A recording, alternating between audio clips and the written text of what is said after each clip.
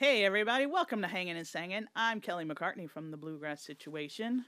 With me today at Hillbilly Central, Dan Layus. Hello. So happy to have him here. Happy to be here. We're in the other end of Hillbilly Central. Usually we're at the other side, but we needed the piano, you guys. Welcome. Thank you very much. Most people know you from Augustana. Sure. Your run, about 12 years of that, but late last year you snuck out very kind of quietly, put out your first real solo record, Right. Dangerous Things. Yeah.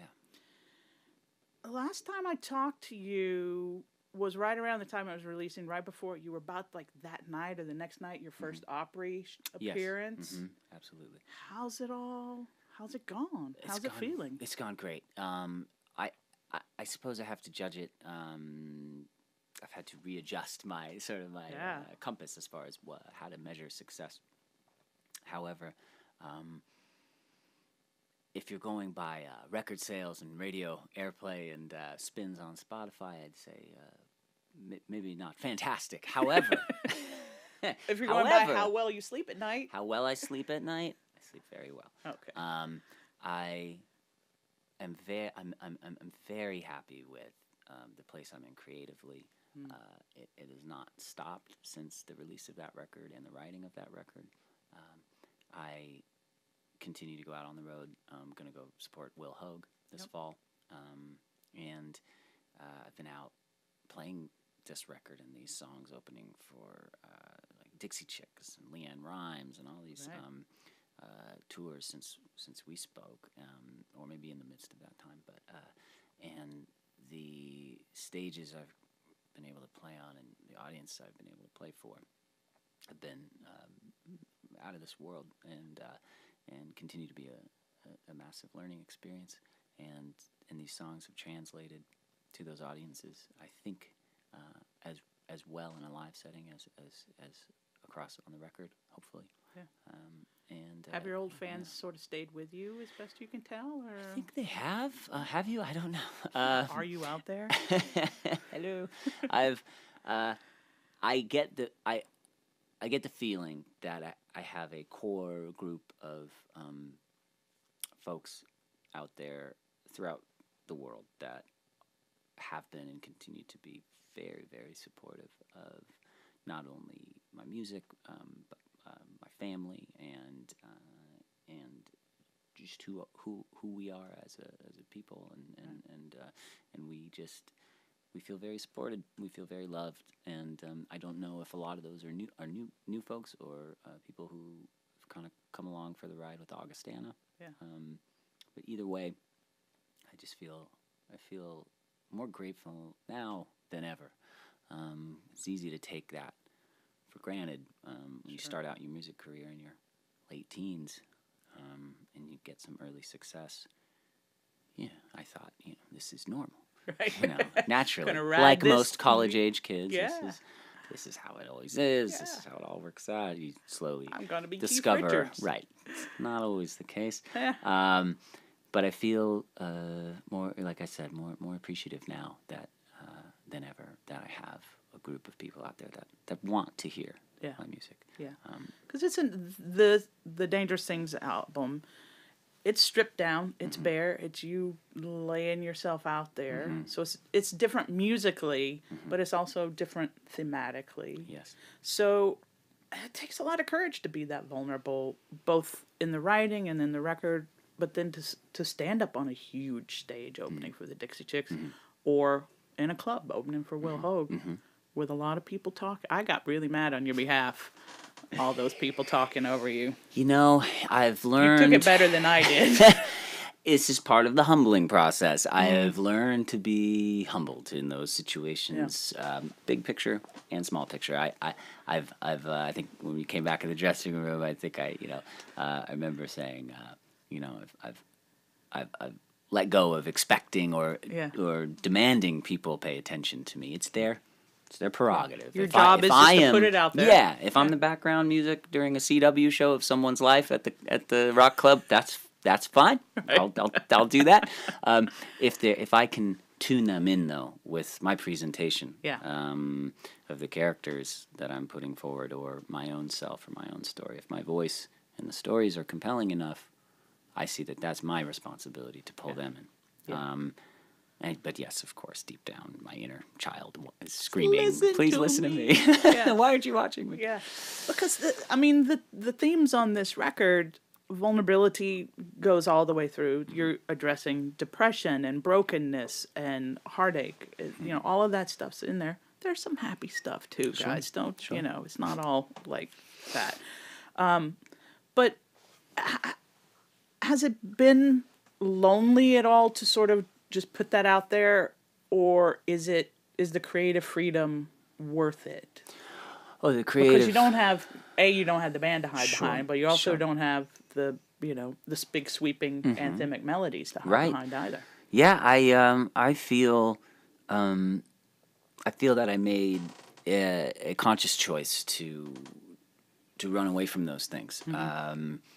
Not run away from the band or the big melodies, but just sort of run away from yourself. the instinct. Yeah, exactly. Yeah. That's a great way to put it. Thank you. To run deeper inside and figure out if I can really stand up a song on its own 2 feet without the bells and whistles, without the glamour of the soaring melodies every time, Not that we don't all love those, and I certainly do instinctually, but I felt, let's see what I can really do here. Let's see what I'm really made of as a songwriter, and that wasn't a choice necessarily song to song and say like that sounds too important and popular and fantastic. Get that I out better of here. Get that hit song out of here.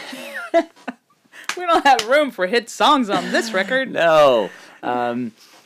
But I allowed myself to be more open to just letting something be smaller, and like you said, more vulnerable, more accessible to a different part of the listener's mind and heart. Yeah, yeah. And obviously, the emotions in these songs are real, or they're tethered to reality, or they wouldn't work. But the details are what are so striking to me in a lot of these songs, like Driveway. I've had that moment of sitting there going, wow, just sitting in my car going, I don't want to go in right now. I just don't want to go in. So how much of those songs or Fell in Love on the Beach, how much is that real of the details? Most of it is very real. The instance of Fell in Love on a Beach, that is I actually play-by-play. Yes, play-by-play. I actually wrote that song far more detailed and 2.5 minutes longer than it ended up being. Gotcha. I was including details like in and out, and what kind of latte I got, or whatever it was. There were all kinds of my 95 Isuzu Rodeo and all these things. They were all in there, and my wife was like, I love it. Well, maybe it's let's a little keep too much a detail. little bit for ourselves. Yeah, exactly. Yeah. It was good advice. Yeah. Per usual. Yeah. And so that's incredibly detailed, and as far as my writing style is concerned, and totally glued to my perspective of something that happened in my life. As far as Driveway, that is picking up on something that I observed as a third-party witness to a friend of mine and what they were going through. And I think that was something that was fairly easy to tap into. Like you said, it's something that, whether it's a relationship that you don't want to go in the house or whatever it is, whether it's your job or I can't, plenty of circumstances or school or, the anxiety of knowing that you're sort of feeling like you're at least emotionally stuck in purgatory between these two things that you have to do. And Driveway, I just went ahead and was inspired by this situation that I was viewing with my own eyes between my friend and his wife and how they were falling apart. And my wife actually helped me write the song. don't know if I told you this before, but yeah, you know, I passed this situation by and went home, and I was like, man, you know, I'm talking about it, and so I went downstairs. It sounds so storytellery, but it's true. It's actually true. Sometimes this does happen. So then I wrote this song, you know. Yeah. And I wrote a good portion of the tune, and then I came upstairs, and I was like, man, this kind of hurts, but can I play this song, you know, about our friends? And then she was like, yeah, and what about this? And she's not necessarily a songwriter. She wouldn't call herself a songwriter. Right. I think she's an incredibly talented writer, my wife, but she went ahead and helped me kind of put the details together on that as well, and helped finish that out, which was the first sort of creative thing we'd ever put together. Oh, nice. Besides our own kids, of course. Right. Yes. And it was, and that's kind of where we left it. We're like, I don't know if we can beat this, so we'll just leave this here. Yeah. You know? Has the role that songwriting plays in your life changed now that you're not aiming at as high? It has. It's allowed me. I remember when I started writing songs back in college, around 17, 18, that's when most folks get the bug. Most folks, if you're musically minded or creative in any way, whatever it is. That's the age where, you know, that's where the world seems wide open and very opinionated, and you feel like you can accomplish anything, like we were talking about before. And that was a big driver in writing the songs I did for the very first Augustana album, and songs like Boston. I wasn't thinking back then. I wasn't thinking about, I mean, I knew I wanted to be a big rock star, but I didn't know how I was going to get there, or that this was the band, or that this was the song that, you know, was going to try to get me that place. But the notion that I was swinging big just wasn't there. And then once... So I was free to be what I needed to be in that song, and to make those melodies, make those lyrics big, and without trying to. And then you get the deal, and you get a hit, and then you're working with a major label, and we've all heard the stories, and of course, they're true. You know, you really can get yourself in a situation where you are losing your creative battle, both with yourself and with the people working around you and working your records and your band. And I feel that over the years, certainly aiming too high can knock you down lower. And so the luxury of losing your major label deal, I would say the silver lining was I was able to sort of get through the narcissistic part of that quick enough to focus on why I even love doing this in the first place, and try to go back to that 17-year-old self. Why did you want to do that? Why did you love this sport? You know, why did you love this game? And it wasn't a game yet. And that's what I was able, I feel, to accomplish on this record. And I'm really in the thick of it right now. I'm incredibly inspired right now. And I continue to feel more and more confident and free in my creative process. I feel happiest that I've ever felt as an artist. I finally feel, I always told myself I would never call myself an artist. I'll call myself a musician or a singer-songwriter, is fine. Until I truly felt like I was presenting a piece of art. That could be negotiable, could be controversial, could make people feel negative feelings toward me, or positive, or inspiration, or disgust, whatever it was. As long as it made them feel.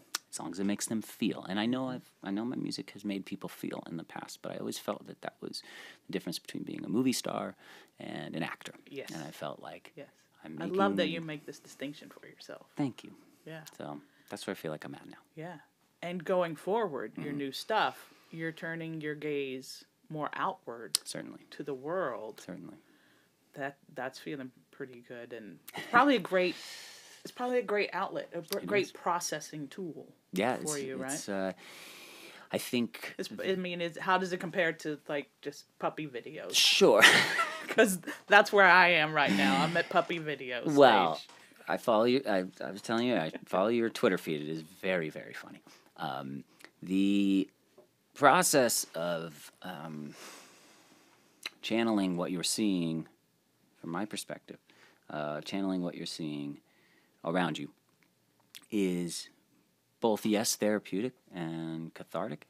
However, I've found it to be a great challenge to my morality, who I am, how I see. What am I willing to do? What am I willing to say? Right. I live in a small town. I have kids. Yeah.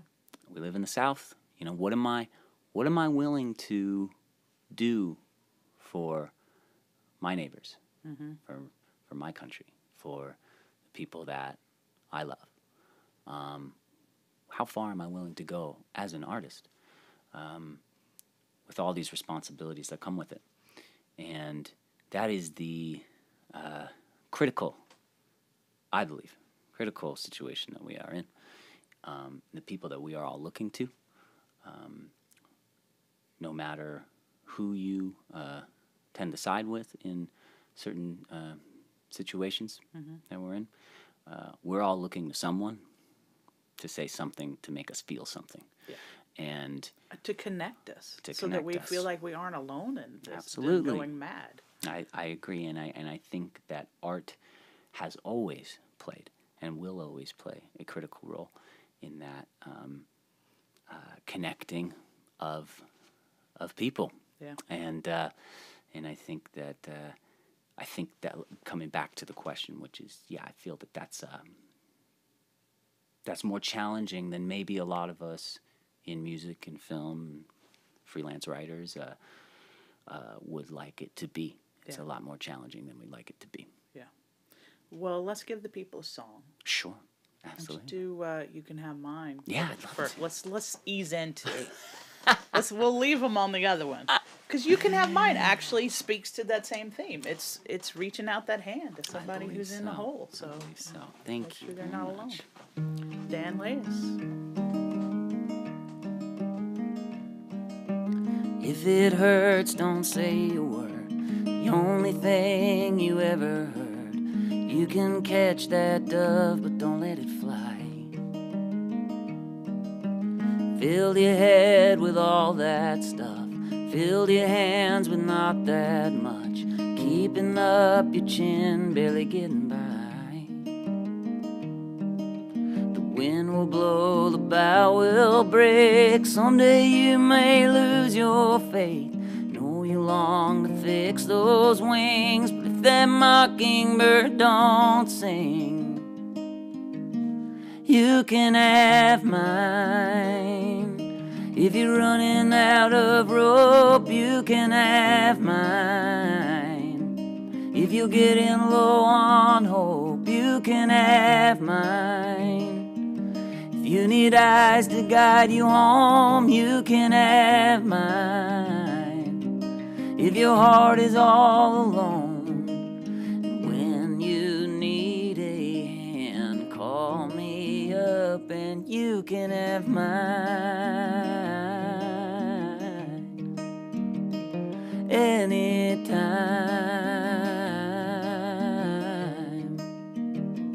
you can have mine.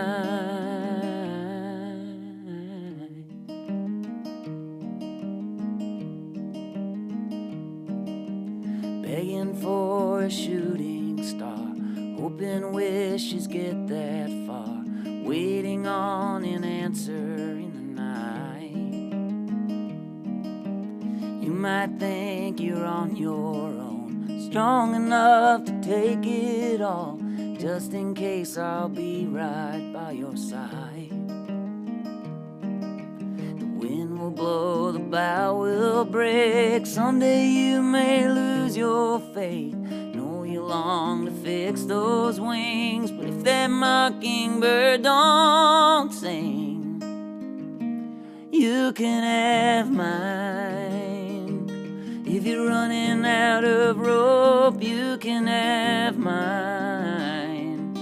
If you're getting low on hope, you can have mine. If you need eyes taxi guide you home, you can have mine. If your heart is all alone, and when you need a hand, call me up and you can have mine. Anytime,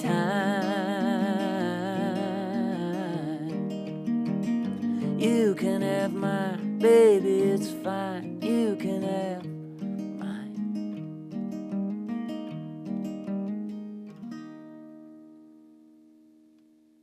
Beautiful. Thank you so much. That was Dan Layus with "You Can Have Mine" off "Dangerous Things." Yeah, I think that's still my favorite song on that record. Thank you very much. I mean, that "Enough for You" I love "Beat." It's just a great record. Thank you very much. I digress. We are now at the enlightening round. I'm going to list different songwriters. You tell me your favorite thing about them. Okay, great. Start with our boy Will Hogue. Okay, great. What's your favorite thing about Will? I will admit, to be totally honest, I know Will's been around for a long time. We've been, I think, along the same path over the years. Yeah. And Will and I only crossed paths. I don't think we even met. I think it was like on the Rock Boat. I don't know if you've ever heard of the Rock Boat. Yeah, oh yeah. I think we were both on that. Yeah. I didn't love it. Not a water guy. I remember sliding around the stage during Boston. But I heard great things about him on that boat. I heard great things about him before and after that boat. And I didn't know much about him and his music until recently. And kind of like it that way. And a lot of times before a session or I go on tour with somebody, I like to just go in fresh, my own opinions. And I was blown away. I could not believe the show that he put on. As an entertainer, first and foremost, that was the first thing that caught my eye. Between songs, during songs, total swagger, totally cool. I think we come from the same camp as far as the guys and it's kind of a perfect double bill. I felt like I was like when I saw it, I was like, oh, that makes sense. It does make sense. Yeah. Thank you. And his songs are absolutely flattening. When he strikes it, man, it's a perfect 10. It's crazy. Angel Wings off the new record. When he performs that, is there anything higher than What Chains Me to the Ground? I was just like, man, that is a killer lyric, and the way he sets things up. The guy obviously has been successful for a very long time for a reason, and I very much look forward to spending the fall with him on the road. Ryan Adams.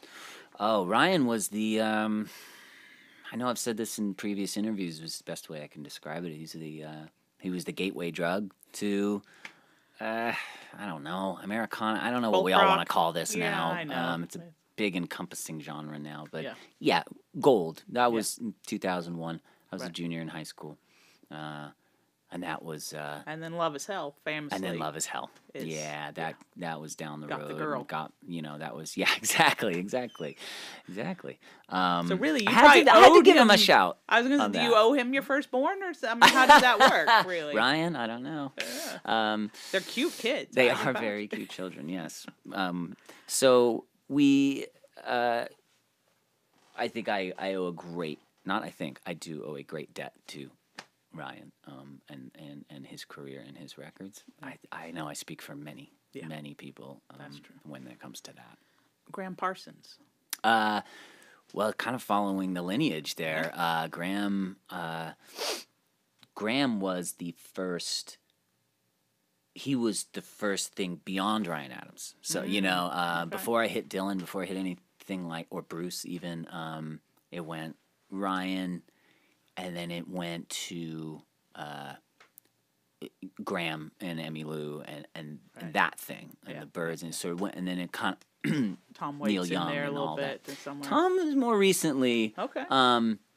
But the Graham Parsons phase, I'll call it, was strong, and it still continues to this day. Nice. And that was my first introduction to country music.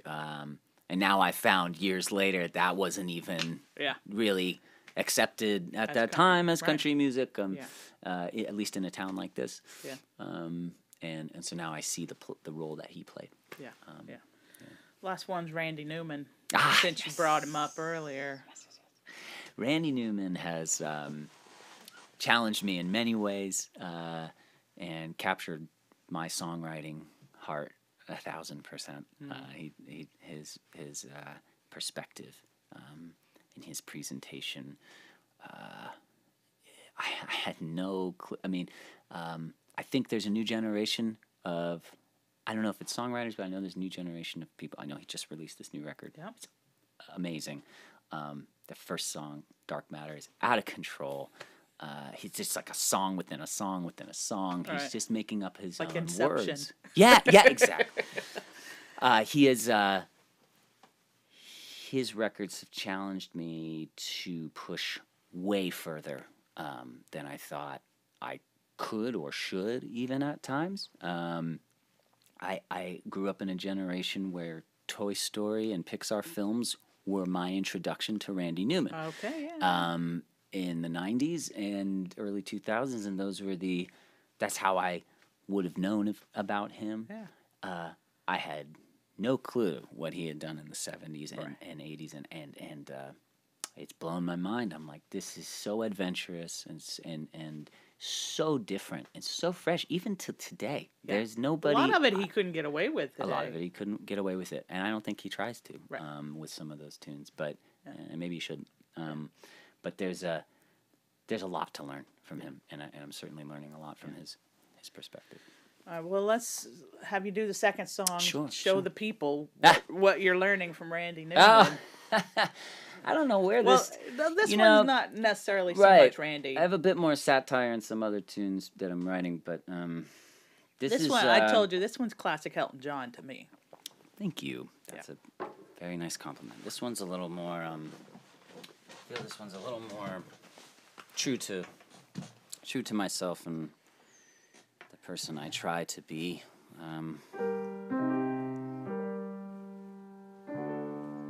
It's a working title right now. It's called Lower 48.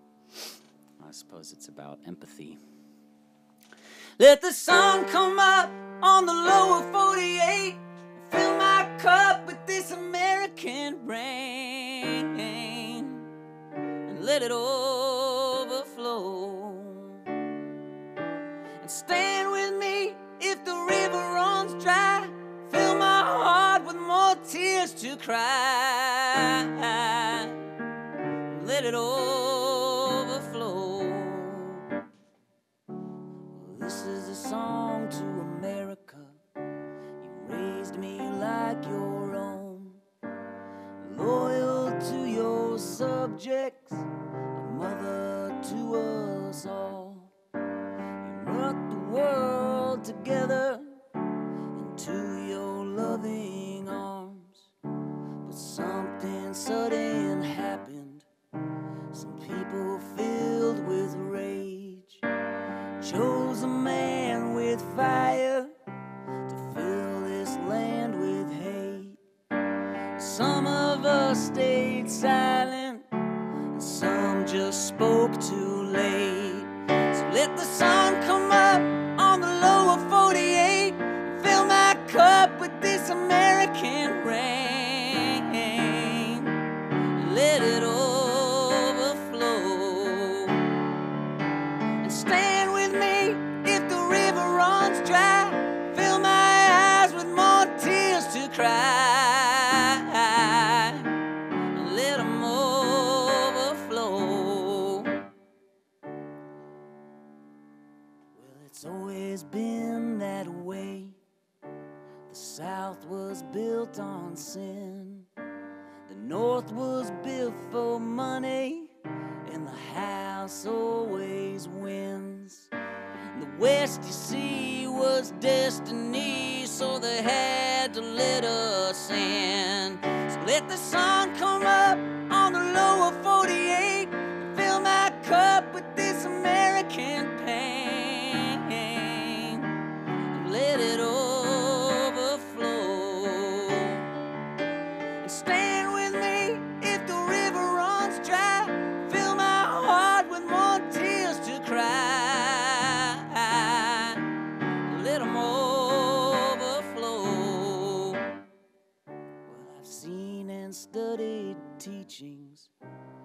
prophets and their sons have looked for some salvation in each and every one.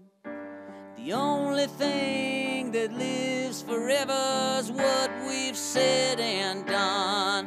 So let the sun come up on the lower 48 and fill my cup with this American rain, and let it overflow.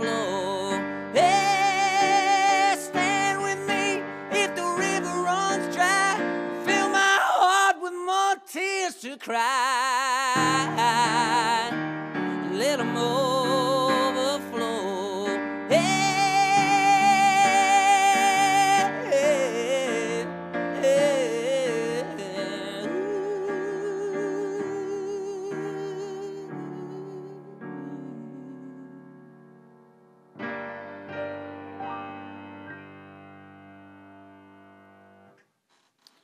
Bring it.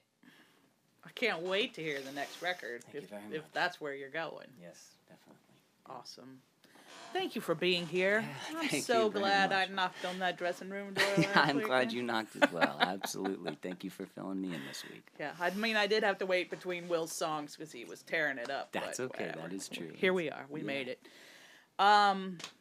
Let's see. No show next week for Labor Day weekend. We'll be back September 8th with Yola Carter. Oh, Do you she's know the Lola? best. Isn't she? Yeah, my wife, of course, discovered her online about a year ago. Yep. Oh my God, Yeah. incredible! She'll be here. She's coming into town for I want her Americana to sing Fest. on that song.